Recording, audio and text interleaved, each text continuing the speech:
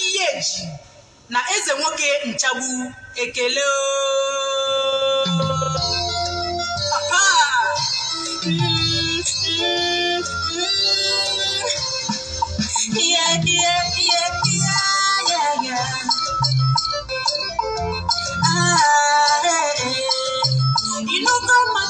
Iyi-eji na nchagbu Arusi Eze-Ana Iyi-eji na nchagbu Inugo maka eze nwanyị Iyi-eji na nchagbu Arusi Eze-Ana Iyi-eji na nchagbu mmụọ nwere ngabasị Arusi dị nnekwu eze nwanyị Iyi-eji na nchagbu nwa karaka mmụọ nwere ngabasị Arusi dị nnekwu eze nwanyị Iyi-eji na nchagbu eze nwanyị Iyi-eji eze nwoke nchagbu Arusi dị nnekwu Arusi nwere nsọ Arusi na-achụ ndị amoosu Arusi na-eje ọrụ na-ejekwa igbo Arusi na-ebuli elu Arusi na-agba ọgụ ara na-azụ nwa oke mmụọ ọkwa gị bụ mmụọ Ugochitubelu ji eje ọkwa gị bụ mmụọ Ugochitubelu ji ala Ugochitubelu n'Oraifite Ugochitubelu inugo maka eze nwanyị Iyi-eji na nchagbu Arusi Eze-Ana Iyi-eji na nchagbu inugo maka eze nwanyị Iyi-eji na nchagbu Arusi Eze-Ana Iyi-eji na nchagbu mmụọ nwere ngabasị Arusi dị nnekwu eze nwanyị Iyi-eji na nchagbu nwa karaka mmụọ nwere ngabasị Arusi dị nnekwu eze nwanyị Iyi-eji na nchagbu eze mmụọ Chukwu nọnyere m Ogbuefi Eze-Ana Ugochitubelu gbara mmụọ eze nwanyị Iyi-eji na nchagbu na-eme mma mmụọ na-azọ ndụ n'ọzọrọ ya ndụ oke mmụọ ọtụtụ na-abịa kụrụ mba nne nwanyị Iyi-eji obodo ọkwa gị na di gị nchagbu na-ejekọ ọkwa gị bụ mmụọ Ugochitubelu ji eje ọkwa gị bụ mmụọ Ugochitubelu ji ala Ugochitubelu n'Oraifite Ugochitubelu inugo maka eze nwanyị Iyi-eji na nchagbu Arusi Eze-Ana Iyi-eji na nchagbu inugo maka eze nwanyị Iyi-eji na nchagbu Arusi Eze-Ana Iyi-eji na nchagbu mmụọ nwere ngabasị Arusi dị nnekwu eze nwanyị Iyi-eji na nchagbu nwa karaka mmụọ nwere ngabasị Arusi dị nnekwu eze nwanyị Iyi-eji na nchagbu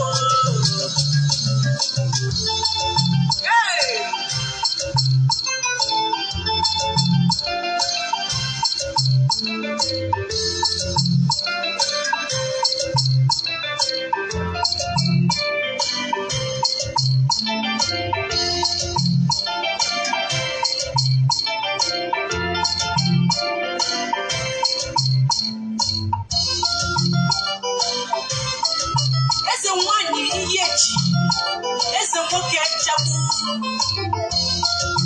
akwụnụ bụ mmụọ Ugochitubelu ọdịnala tempu ji biri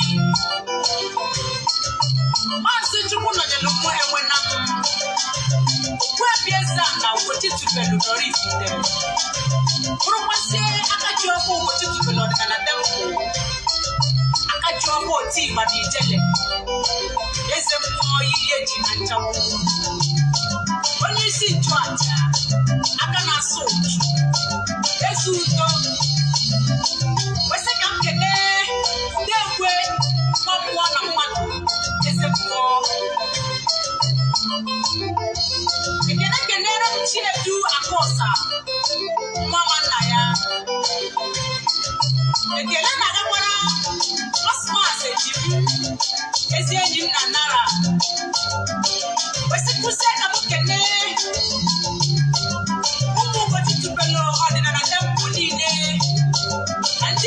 temple. More women are Noria. Chinaza at the Gonia Guima. Check a man on your team. Ogbuefi Eze-Ana Ugochitubelu oraifite. Ogbuefi Eze-Ana Inugo maka eze nwanyi Iyi-eji na nchagbu. Arusi eze nwanyi Iyi-eji na nchagbu. Inugo maka eze nwanyi Iyi-eji na nchagbu. Arusi eze nwanyi Iyi-eji na nchagbu. Mmụọ nwere ngabasị. Arusi dị nnekwu. Eze nwanyi Iyi-eji na nchagbu. Mmụọ gara aga. Mmụọ nwere ngabasị. Arusi dị nnekwu. Eze nwanyi Iyi-eji na nchagbu. Inugo maka eze nwanyi Iyi-eji na nchagbu. Arusi eze nwanyi Iyi-eji na nchagbu. Inugo maka eze nwanyi Iyi-eji na nchagbu. Arusi eze nwanyi Iyi-eji na nchagbu. Mmụọ nwere ngabasị. Arusi dị nnekwu. Eze nwanyi Iyi-eji na nchagbu. Mmụọ gara aga. Mmụọ nwere ngabasị. Arusi dị nnekwu. Eze nwanyi Iyi-eji na nchagbu. Ọkwanye bụ mmụọ Ugochitubelu ji ede. Ọkwanye bụ mmụọ Ugochitubelu ji ala.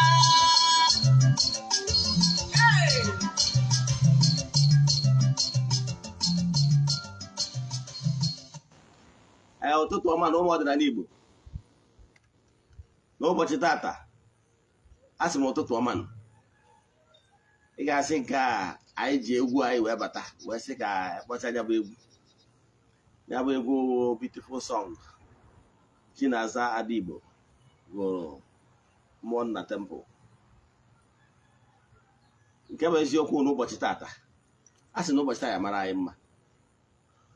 Ihe anyị ji maka ya wee bịa n'ụbọchị tata ka anyị kọwara gị ihe niile ị kwesịrị ịma gbasara ya bụ alụsị a na-akpọ Iyi-eji na nchagbu nke ị nụrụ egwu ya. Ihe bụ ịba na alụsị Iyi-eji na nchagbu na ihe ọ na-asọ. Ige ntị, you will learn, because what you don't know is only a mystery to you. Yes, achọrọ nke ịnụ from the horse's mouth, ọ bụrụ they say. Mana before anyị gaba n'iru, maka ndị ọ bụ taa bụ izi ha na-afụ m na social media, afọ mbụ Ogbuefi Eze-Ana Ugochitubelu oraifite. Abụ m onye isi nchụaja na Ugochitubelu ọdịnala temple nke dị n'Oraifite na Anambra steeti. Anyị na-agba afa miri emi, dịkwazi ọrụ mmụọ dị iche iche. Abụkwazi m onye isi nchụaja na ọdịnala restoration prayer ministry, bụrụkwazi onye mgbasa ozi ọdịnala Igbo. So you can call me an ọdịnala evangelist. I will answer. My mission is to help people live better life. N'ụbọchị tata anyị bịara agwara m gị isiokwu anyị ji bịa. N'isiokwu anyị ji wee bịa n'ụbọchị tata bụ ka anyị kọwalụ gbasara ya bụ alụsị mmụọ na-apụ Iyi-eji na nchagbu. Yes, ihe niile ị kwesịrị ịma gbasara ya bụ mmụọ, ọnya bụ isiokwu anyị. Mana bifo anyị gaa n'iru, ọkwa dị mkpa echefuna na aja anyị na-achụ kwa ọnwa nke ọnwa Nọvemba ka na-aga n'iru. So ọ bụrụ na isonye na ya bụ aja, anyị ga-achịkọta ya dịka anyị si eme ya ụbọchị ikpeazụ n'ọnwa. Yes, ụbọchị anwa anyị ga-achịkọta ya bụ aja ga-abụ ụbọchị Tọzdee. Yes, a ga-achụ aja dị iche iche. Anyị ga-eje na mmiri jegoro chụọrọ ndị mmiri aja mee saraka, gbagotezie na temple, chụzie aja to entities of powers na temple, wee present a prayer request ụmụ mmadụ ndị sonye na ya bụ aja. Anyị mesizi anyị gbuo eburu wee mee saraka. I can tell you, let's go to aja wee bunye ọtụtụ ndị mmadụ elu. But you know what? We don't share testimony na social media. Nwere ihe anyị ji ka anyị share testimony si eme. Ọ bụrụ ihe etu anyị si kwado, ọ bụkwara ihe anyị ji maka ya wee bịa. Mana I can tell you, n'ike dị n'aja a na-achụ n'igwe. Nwekwara ike isonye na aja ebe ọ bụla ị nọ na nsọtụ ụwa dum, maka na ike Chukwu ruru mba dum. Then ya bụ ihe ị kwesịrị ịma. Nke ọzọ si bụ ọ bụrụ na isonye na aja, ndị na-esonye bụ na ya marago ka esi eme ya. Mana maka gị bụ onye ọfụ, ihe ị ga-eme wụ ịfọwọdụ 3 prayer request gị, ime donation token to the account number. Then I will get wee tinye afa gị, WhatsApp nọmba ị ga-eji nweta m ma ise the message na ịchọrọ isonye na aja nke ọnwa, ma ọ bụ na ịchọrọ ka agbaala gị afa miri emi bụ 0813 8243 871. I repeat, 0813 8243 871. You send a message, I will respond. Ọ bụ na m dị busy jiri ọrụ n'aka, my PA will pick it, but I can assure you once or send them a message, you will be attended to. Gabo, he was an Emma. Because as you only see that Eziokwu TV where I watch him get a like in Kuzia, and they should even win Kuzia also. More Kishi area mother. Jenna, my personal YouTube channel, Ogbuefi Eze-Ana Ugochitubelu. He got passing cousin doors, I will over 1,000 lectures, and Yabu Kuzia and Cousin ordinary focus job. About one non Eziokwu TV kids are watching, or when Nollywood movie on a watching a channel. Na Eziokwu TV, each of you watch or some of this area man. Jen Ugochitubelu movie productions, he got a movie again. This area and them man. About one no Igbo movie. Jen our sister channel, Eziokwu TV Nollywood movies. He got watch by Igbo movies. Can we hear Okanemba, personally Gamma? Then, cause us able, can I know why? Now one day mother says Eziokwu TV, they share our link. Kine menka, a chukwu okike pụrụ ime ihe niile. Gozie gị maka na ọ bụ n'aka ya ka ike niile si n'aka ya bịa. Then ka anyị gabazie n'ihu na nkụzi anyị. Ọkwa ọzọ dị mkpa before m echezọ ọ bụ echefuna na December 1st bụ our Lord feast. Bọsị the friends of the temple do achụ aja ma ndị nọ na mmụọ otu ịgbali jele na all of feast anyị bụrụkwa my birthday m celebrate annually. Ọ na-abụ a big event na temple every year. Yes, ya abụkwa opportunity ị ga-eji wee bịa. Ọ bụrụ na ị na-anụ olu m you are invited. Bọsị ahụ ihe ị ga-eri ma ihe ị ga-aṅụ ama nsogbu. Yes, site n'aha Chukwu okike nke pụrụ ime ihe niile. Then ihe anyị chọrọ ka anyị kọwa tata bụ anyị chọrọ ka anyị kọwa gịnị bụ ịba na alụsị. Then anyị kọwachazi anyị kọwara gbasara alụsị na-akpụ ihe eji na nchagbu na ihe ọ na-alụ na ihe ọ na-asọ. Mana ka m bidogoro gịnị bụ alụsị. Agwara m gị na kpọrọ afọ alụsị n'isi bụ alụkwụsị. Yes, alụkwụsị bụ ebe a kpọtụrụ ma ọ bụ nwebe an abode or shrine of angel nke Chukwu agbọtụrụ maka particular work. Wee kọwara gị wee sị gị achọrọ m ka anyị use concept of ihe ịma wee kọwara ihe mara. Elọtabụ mgbe anyị na-eje ụka ọbịa akọwakwara na-enwere 9 choirs of angels ọkwa eziokwu. Ihe ọ pụtara na-enwere department ekere ọrụ eke ọkwa eziokwu. Akọwakwara mgbe ahụ kọwara gị na-enwere the 24 elders ọkwa ya. Gwa gị na-enwere ihe anọ dị ndụ na liberation. Kpọkasịa gị na-enwere principalities and powers ọkwa eziokwu. Etu a ka ọ dị n'ọdịnala. Enwere ndị egede na ndị mbụ, enwere ndị anịka ntana, enwere ndị ichie. Enwere all the elements ma ya akpọsịgba n'ofu n'ofu. Etu a ka esi wee ka ọrụ enwere arụsị nwee ezumezu n'ihe niile ịghọtara ya. So mana mba na-asụ n'onu mana akwụ ụkwara ọ bụrụ ofu. Ndị ọcha agwana gị n'onu ndị ọcha, ana m agwazi gị n'onu ndị Igbo. Gwakwuo gị na angel nke Chukwu entity of power bilia wee binye n'etiti ndị mmadụ. Wee gwakwa gị na any entities of powers ọbụla ma ọ bụ 9 choirs of angels etu ndị ọcha si asụ ya ma ọ bụ principalities and powers o nwere ike ọbụla ga-eguzo ma ọ bụ ike ọbụla ga-arụ ọrụ ma eweziga ike Chukwu. Ịghọtara ya? So all power belongs to him. Yes, ọ n'ike Chukwu ka ụmụ mmụọ niile ji arụ ọrụ. Apart from ike Chukwu, o nwere any power, o nwere any entity of power ga-arụ ọrụ. Ọnya ka anyị wee sị nọọsụ ofu Chukwu dị. Achọrọ ka ịghọta nkụzi m ọfụma. Ihe m na-achọ ịkọwara gị mụ nọọsụ Chineke bụ the unmovable mover. Ọnya bụ onye ike niile si n'aka ya bịa. Ọnya nwa bụ onye kere ọrụ eke. Ndị anjelu nke wee na-arụ ọrụ. Ka mmakwara gị atụ nkurudu na arụsị. Ka mmalụ gị atụ. Onye ọbụla ịfụrụ a na-akpọ okay, let's say parastatal of government. Ịkpọrọ ya paramilitary, ịkpọrọ ya military, ịkpọrọ ya army, ịkpọrọ ya civil defense, ịkpọrọ road safety, ihe niile. Ma road safety enwere power impound ya vehicle, charge ya gị, nye penalty, ma ọ bụ charge ya to court or police, whatever. Ha na-arụ ọrụ ndị a maka na ndị a niile bụ agents of government. Ha na-arụ ya on behalf of the power of the Federal Republic of Nigeria. So when you committed an offense and a road safety officer decide to book you, to penalize you, or derive that power from the powers of the Federal Republic of Nigeria. Etu anwa ka ndị anjelu nke Chukwu si wee nọrọ na-agagharị na-eme mma na-arụ ọrụ dị iche iche n'ike Chukwu. Achọ nke o doo anya ọfụma. Ọ nwere ụfọdụ ndị mmadụ na-anọkọta na-asị mmadụ God punish you. Ọ na-abụ ndị ụdị ndị anya amụọ m amụ n'asụsụ Afrịka. Mgbe nji amụ amụ, they don't understand na Chukwu okike cannot be belittled. Ịbịa na-akpọ n'isi mmadụ Ifeanyị Elizabeth Nkechi na Ifeyi nwa Chukwu okike nọ na tron ya, mana o nwere ndị anjelu nke ya ndị na-arụ ọrụ n'ike nyanwụ Chukwu, ndị ọ bụ ọrụ ha bụ igosi mmadụ ma ọ bụ ipenalize mmadụ. Ịghọtara ya? Chukwu okike nọ na tron ya, so Chukwu can never be belittled esi ka Chineke punish be mmadụ ọ belittle ya ka ọ bụ. Ịghọtara ya? Even common president cannot start punishing you, flogging you. Ịghọtara ya? Mana e nwere agent of government ga-ediscipline gị, tụọ gị nga ma ọ pịa gị na court. Achọrọ ka ị were ghọta ime ihe nji ama atụ. Ndị ma nkụzi mana ihe nji ala ka ịma atụ bụ ka ị ghọta ya ka o doo anya. Ịghọtara ya? Now establish golo gị na ọ bụ n'ike Chukwu ka entities of power ọbụla ji alụ ọrụ, nke ụdị na-arụsị weda ma ọ bụ arụsị dị natural bịarụ n'ụdị secretaries ma ọ bụ arụsị ọbụla mmadụ kpọtụrụ. Ihe ọ bụ na ha na-alụ ọrụ with the purest volition, the purest vision, and ha na-alụ ọrụ from the luminous height, as in from the light region. Can put you in a simple man language. Now ihe m na-achọ ịkọwalụ gị etu a ka ọ dịkwa mgbe ọbụla okpukpere ọbụla dị iche iche na-ewube ọlta. Okpukpere ọbụla dị n'elu ụwa dum wubere ọlta ebe ha ji wee welu isi mmiri, the fountain of grace, to okpukpere ọbụla nọ n'elu ụwa. I'm not disputing that. Etu a ka ọ dịkwa mgbe ụka biwelu ọlta, asị na-enwere St. Michael, na-enwere St. Teresa Catholic Church, na-enwere nka ihe niile abụ ọlta ka ewube. Etu a ka ọ dịkwa mgbe e wuwekwara wuọkwa nnukwu higher altar akpọrọ cathedral ebe bishọp ga-anọkwa. Ịghọtara ya? Is an altar.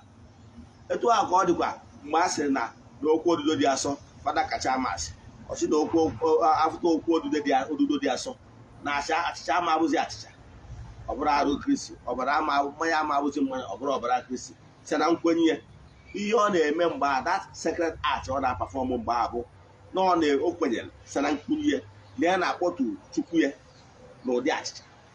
O mesịa ya obido na-eje reflect, o mesịa ya obodo eje dowe na mostras, o dowe na mostras, ndị mmadụ na-eje ebe a na-ekpe ekpere. Ọ bụrụ na ikwelu ihe niile all about fake, ọlụ ọrụ gị ọlụ. Ịghọtara ya? Ihe nnachi nweta ebe ahụ n'ọlta ka fada ube gbaawo o mesịa datin anwa, mechaa consecration anwa, bruzie the blessed sacrament, eje na mostras tinye ma ọ n'oje na tabernacle tinye ọlta ka ube. Ịghọtara ya? Etu anwa ka ntị ihe nyiwe mmadụ ga-atụ ka m nwere ihe anyị mama atụ bifo ndị anyarị abịa butere anyị ụka. Ndị ọdịnala Igbo na-ewubeburu okwu mmụọ dị iche iche, which is altar. Ya bụ okwu mmụọ anwa dị na be nna gị, okwu arụsị dị na be nna gị bụ an altar. Yes. So mana ihe na-achọ ịkọwarịsị gị ụda, mana dịka ihe ọbụla mere mmadụ involve, enwere nke ezigbo enwe nke ajụ ya. Ihe ga-editaminu nke ezigbo ya maọbụ ihe ga-editaminu nke ajụ ya determine depending na the volition, good thought and understanding of whoever that is installing it. Enwere the evil altar, nwee good altar. Okay ma.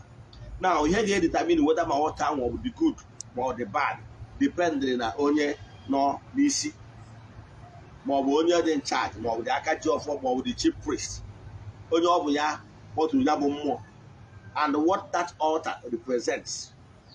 Yes, ọnya ga-editamine ma mmụọ akpọtụrụ ebe a ọ mmụọ for the light region, ọ mmụọ dị asọ, maka na enwere ezi mmụọ nwa ajọ mmụọ, ka ọ mmụọ altar ewu were with evil intention nke mere ebe a. Ịghọtara ya? Naanị wee gwasie gị etu ahụ esi wee kọwara anyị mgbe anyị na-eje ụka, wee sị gị na-enwere the cherubim, seraphim, the thrones, the angels, the archangels. Ọkaifu na-ekere ọrụ eke. Agwaghị na Gabriel bụ angel nke onye isi ndị na-afụ maka iweta ozi ọma. Den gwa na archangel Michael bụ nke na-afụ maka ije ọgụ. Ana m achịkwakwa na-etu a ka esi nwee n'ọdịnala Igbo. N'ọdịnala Igbo ma izu ka mmadụ gwaghị na Kamanụ maọbụ Amadioha maọbụ Lasị wụ masculine spirit ndị eji eje ọgụ. Etu a ka ọ dị. Etu a ka ọ dịkwazị na-enwere other entities of powers ndị na-agagharị na-eme mma a na-akpọtu ka ha wee binye n'etiti ụmụ mmadụ, ka ha wee weta udo, weta agamniru, weta nchekwa n'etiti ụmụ mmadụ. Ọnya mana arụsị ọbụla a na-abazi ya afa based on ihe dị arụsị ga-alụ and na language ndị obodo anwa. Ịghọtara ya? Remember m the year 2003 when I was in India, I had the opportunity to visit their festivals and their temples. Now I find out that now etu ha nwa si wee nwekwa cause ndị Shintoism na ndị ọzọ had many. Now ndị Japanese. Now na Hinduism, ma Shintoism and the rest of them. But in na-achekwala gị na okpukpere niile a na-awa ọkwụkwa the same way anyị ndị Igbo si nwekwa okpukpere. Maka na ha nwekwa the gods.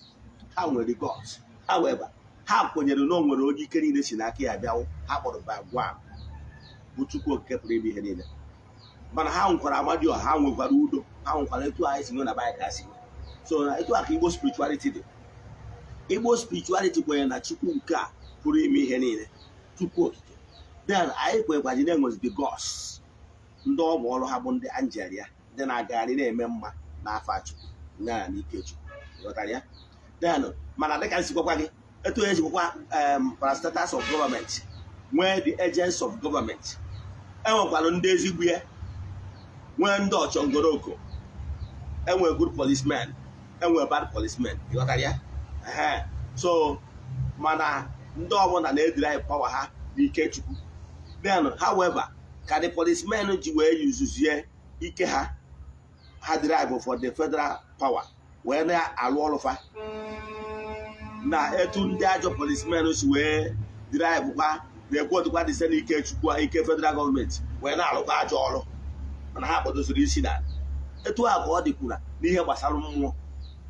Mmụọ niile nweta ma ọwa ezi mmụọ ma ọwa ajọ mmụọ derive kwara ike n'aka Chukwu, maka na all power belongs to him.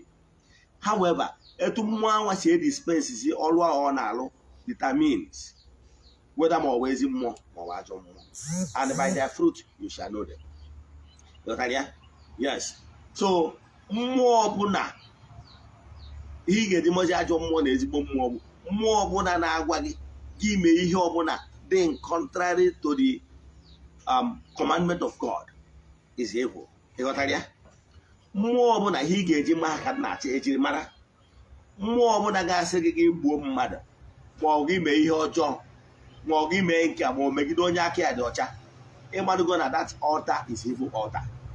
Ịmarụgo na altar ahụ abụrụ ezigbo altar ewubelu from the light region, ewubelu through the light volition, ewubelu through the purest volition. So therefore it's an evil altar. Ịghọtara ya? Yes. Mana any altar ọbụla ewubelu na-akụziri gị gbasara purity, na-akụziri gị uti noble volition, na-akụziri gị emegidere nwoke, emegidere nwaanyị, debe the law of karma, that is good altar. Ịghọtara ya? Yes. And I can tell you, na evil can never overshadow the light. Evil can never overshadow the goodness and the light. Ịghọtara ya? Ikwu kwudosi ike. Then ịghọta gị ihe na-achị kụwara gbasara arụsị. Then ka m kụwaziere gbasara arụsị a na-akpọ ihe eji na nchagbu, ka m were my life experiences wee kọwara gị ihe. Many years ago,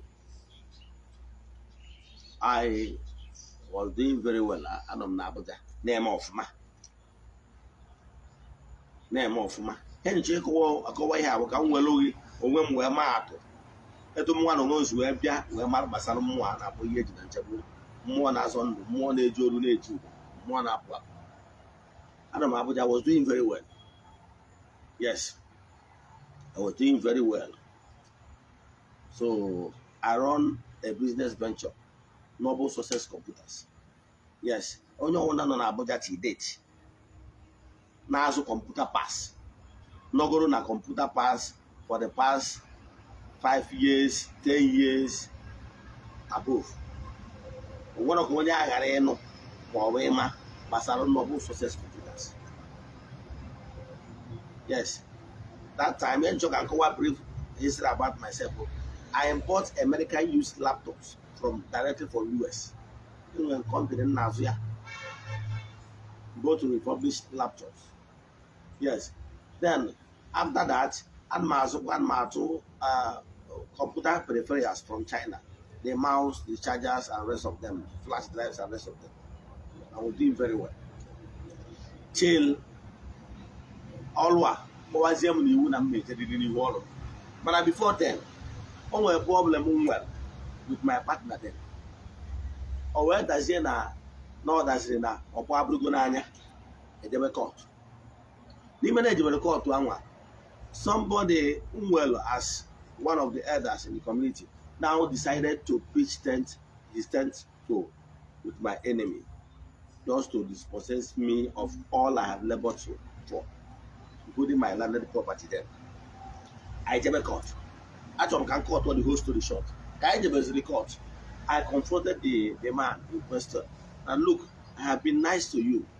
I know countless of times for that. As as no okay in the community then, as one of the community leaders. But when a man was a problem, or decided I could join my enemy, I confronted him. And look, now Abuja, that's exactly what I told him. That Abuja will judge you. Despite being nice and good to you, how many times, countless times, and that she go for doing nothing, just to appreciate you as one of the elders. Now, he decided to email connive with my enemy to take away what rightly belongs to me. And again, not my own thing. So to the extent, now can I represent my enemy in court after confronting him. And the man know an evil man. To the extent that the community na two. Or even the embassy at the court crack actually said to quote that the case outside the court was here, woman of man. Okay, yeah, with the person when there was a problem, go make your peace. He promised not get me any 7 days for Maria. At the stage where she and Abuja will judge you. Or money will flare up. Where's Mama Konya?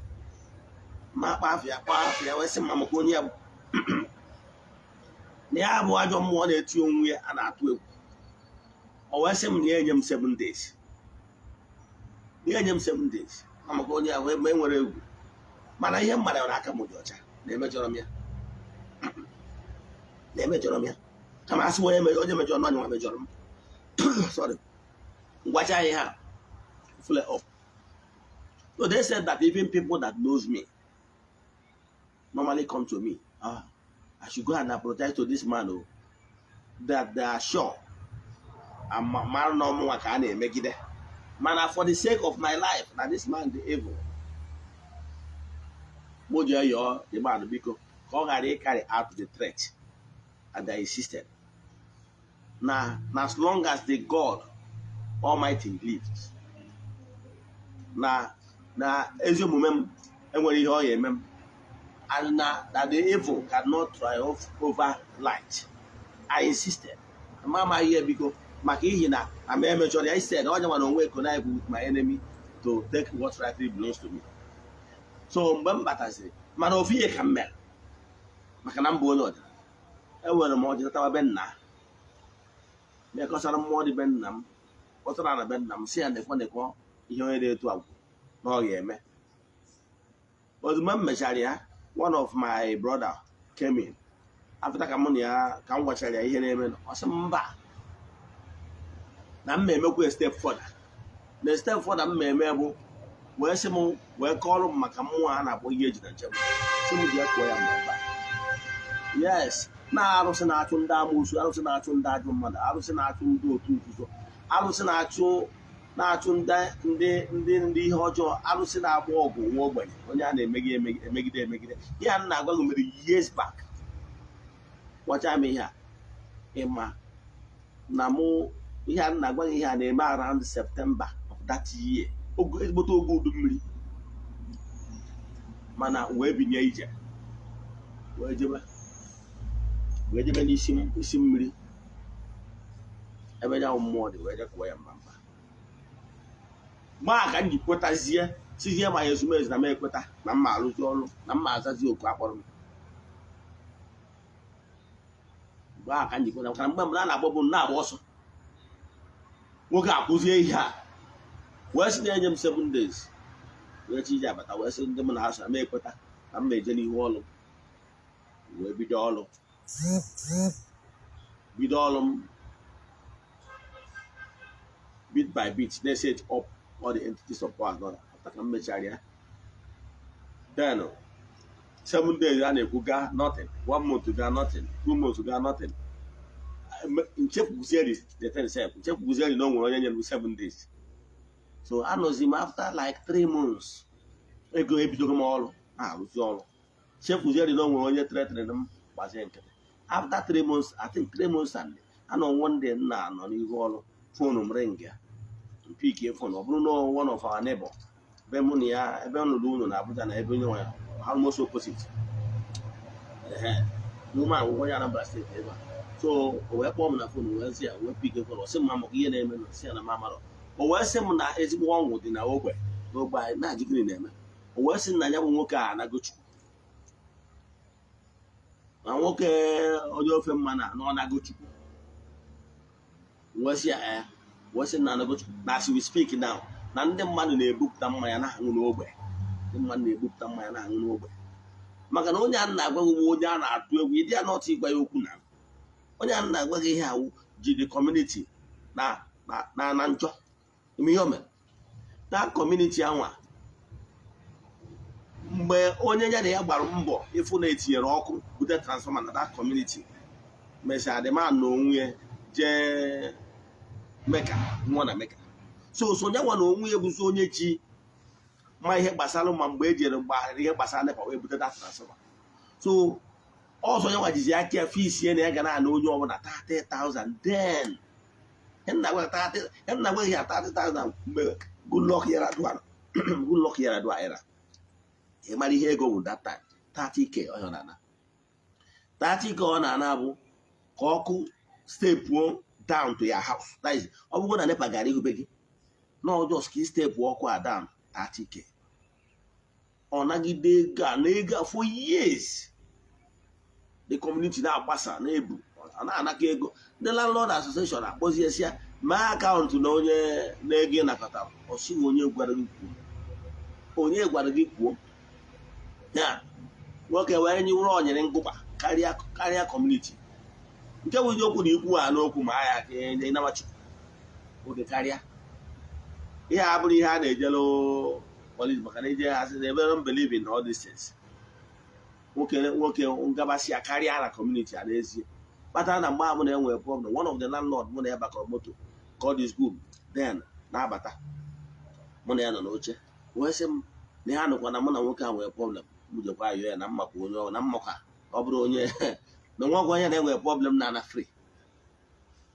Ya so o mesi ihe 3 months down the line asị na nwoke anwụ, mana ọ nwoke awụ onye karịrị ndị mmadụ nwụrụ nwa ma awụkpo m oriri nwa ma ama osu oriri wee karịa ndị mmadụ a na-ezi ekachukwu. So ya bụ ihe emesisi ya mmụọ wee zụọ m ndụ. Onye ka ji wee sị na mmụọ zọrọ m ndụ mgbe ndị mmadụ na-echezi even ndị mmadụ ahụ ebe ọ na-asị m na gwa m jekwa ihe ọgwụkwọ ya mere m na aka ha 7 days na mmere gịnị. So na-achịkọwala gị bụ na mmụọ wee bịa zụọ ndụ maka na ọ bụ mmụọ na-agba ọgụ onye a na-emegide. Ọ bụrụ na ị nọ ịdị shọ na aka gị dị ọcha, mmadụ na-asị na ọ na-achọ ịnara gị oke gị maka na ya nwere ngabasị maka na ya karịrị gị ma ọ bụ na ya nwere ntameiwu na ya nwere connection na ya nwere ihe dị etu a, ebesina onye na-agwa gị. I understand your pain. You know why? Because I have been there. Because one thing about life is that he may be experience, you will not understand it. When mmadụ nwere ike ịda-achọ ka ọ suppress ya gị ka ị suffocate ya because na ya ma nke a ma ọ gbarụ nke ọzọ ma ọ na ya nwere connection nke a ma ọ na ya nwere ike dị etu a, ọ na-agbawa obi, ọ na-agụ akwa.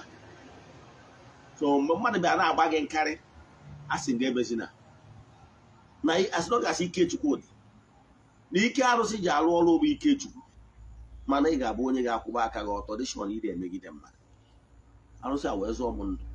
Onye kpatara wee sị mba na mmụọ ndụ arụsị azọrọ m na ọ bụrụ na mmụọ ji na-akwe mgbe ha ji wee pamitie na ya bụ arụsị ga-anọ na temple today.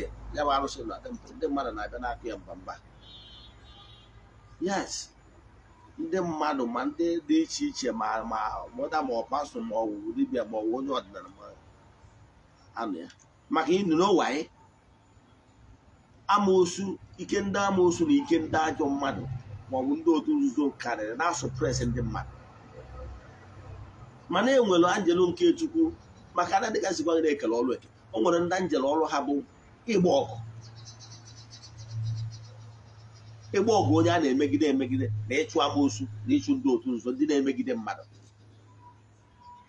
A na-eme wo president na nwere onye igwe nwere arụsị n'ọrụ ya. So ekere ọrụ eke. Nwere arụsị ndị ọrụ ha bụ gods of fertility na ndị na-arụ ọrụ dị iche iche, mana nwee ndị wụ nke ọbụla bụ ọrụ ya.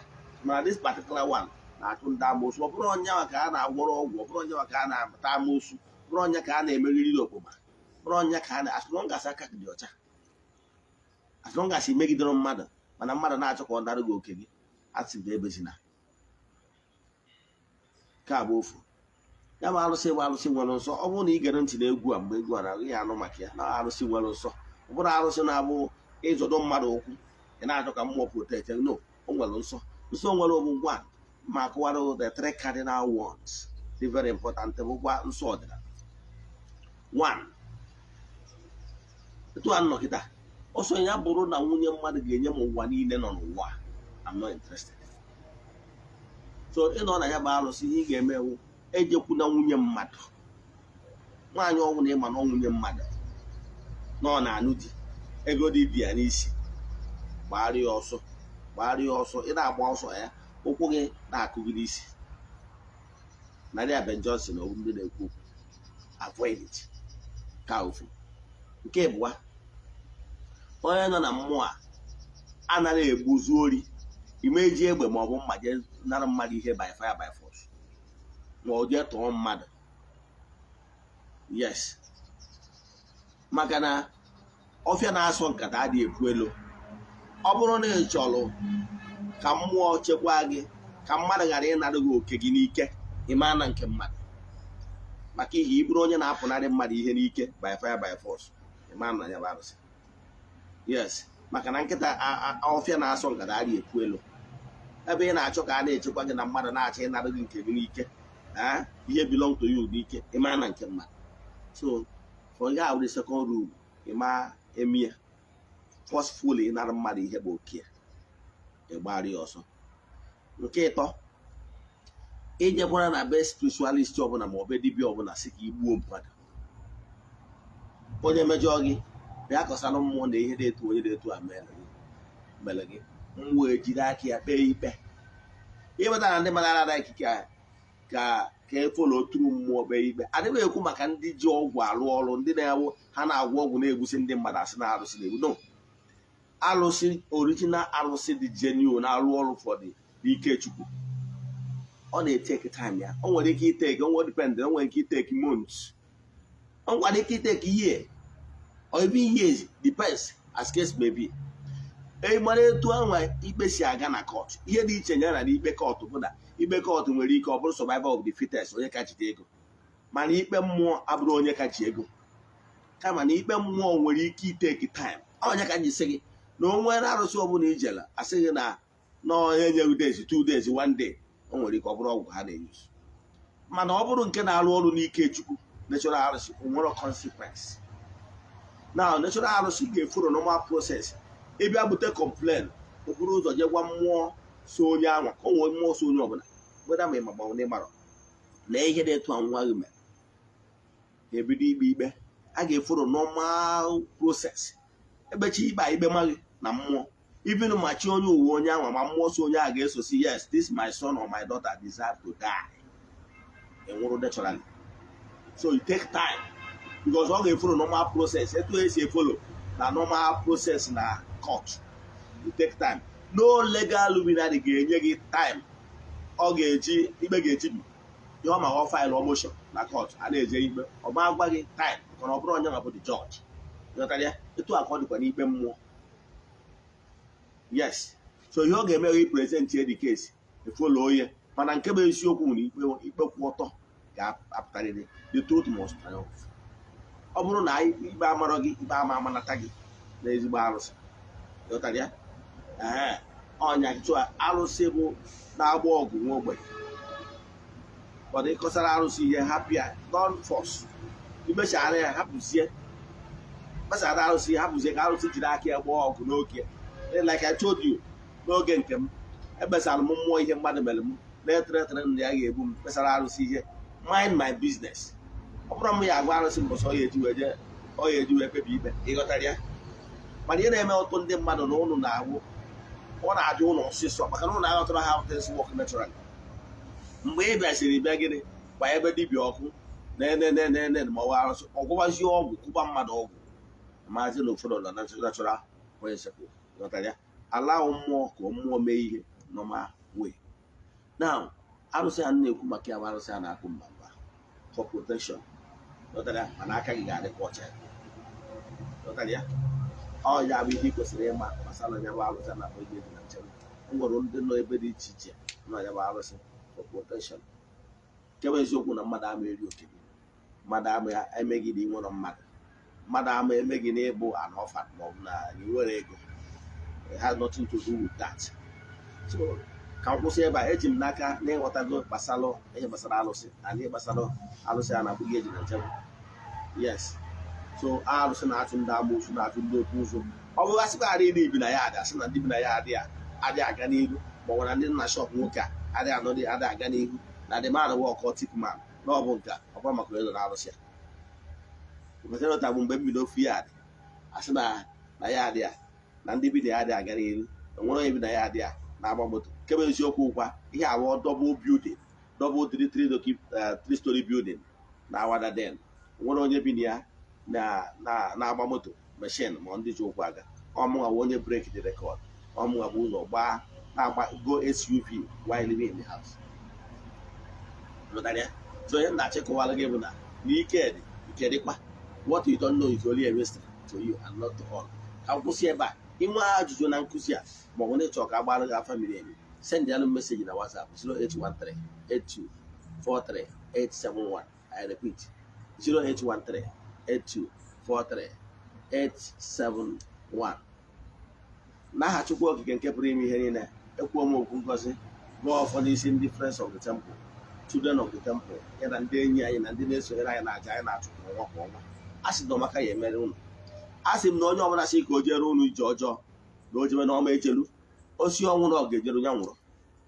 Yes, a sị m ajọ mmadụ ọbụla sị na ihe ọmụ na ya eru n'aka ihe na-eme ajọ mmadụ ọbụla sị na ihe ọmụ na ama eru n'aka ihe na-eme ajọ mmadụ mee ya. Ajọ mmụọ ọbụla sị na ihe ọbụla iwe okwu na ama eru n'aka ọ nwụrụ egbu ajọ mmụọ gbuo mmụọ ahụ. A sị na akakaka ya mụ na jijiji ya mụ. A sị m ihe ọma dị na ya darọ nna na ọdịnala ya pụrụ ụlọ ma ọ were anya ha wee fụ. N'aha Chukwu Okike nke pụrụ ime ihe niile, onye ike niile si n'aka ya bịa ya gazie na ọpụpụ dịkwa echi niile n'oge awa nke eziokwu. Daalụ ndị enyi m metara onwe m. Ọ bụgwazie meseji ị chọrọ isendịrị m privately na my WhatsApp message only. Share sendịrị m meseji na 08057837672. I repeat 08057837672. Ya gazie.